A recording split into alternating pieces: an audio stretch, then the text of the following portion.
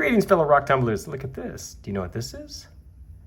This is the best bargain in the rock industry as far as I'm concerned. This is an India agate, and I was able to buy this at my local rock shop in Austin for a mere $3 per pound. What a deal, right?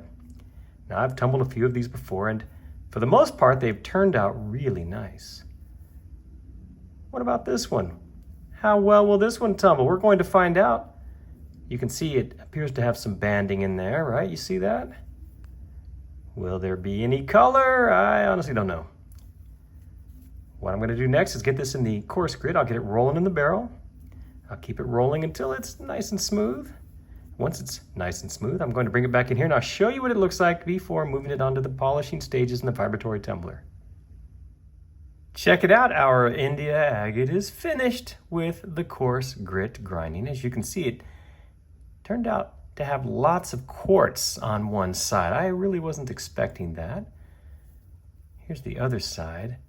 I know it's not a perfectly smooth tumble, but that's okay. I really like this contrast we're getting in here.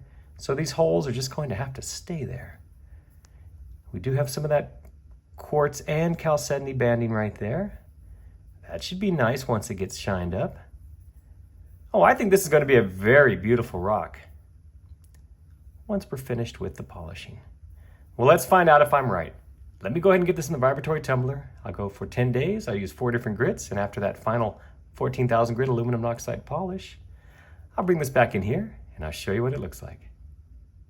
So what do you think? This India agate is finally finished with the polishing. Ooh, it's a beauty. Look at this quartz in here. It just sparkles. What about the rest of the rock? Oh, there's some prettiness there. And ooh, look at the underbelly of this thing. Isn't that something? Oh, I like that.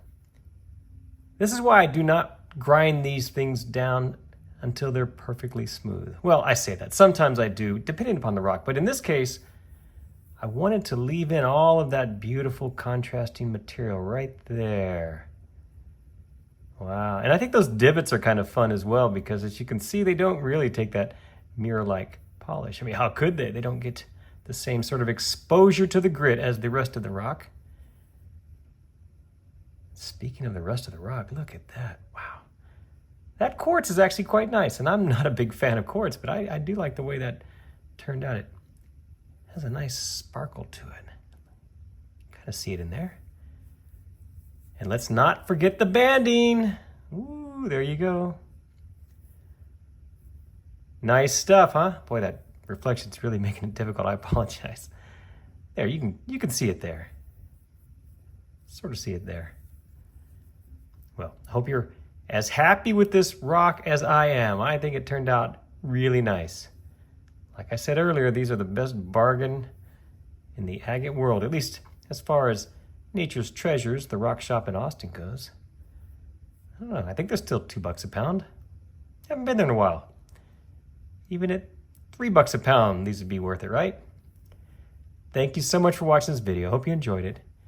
And don't forget to check my other videos for more like this. Thanks again.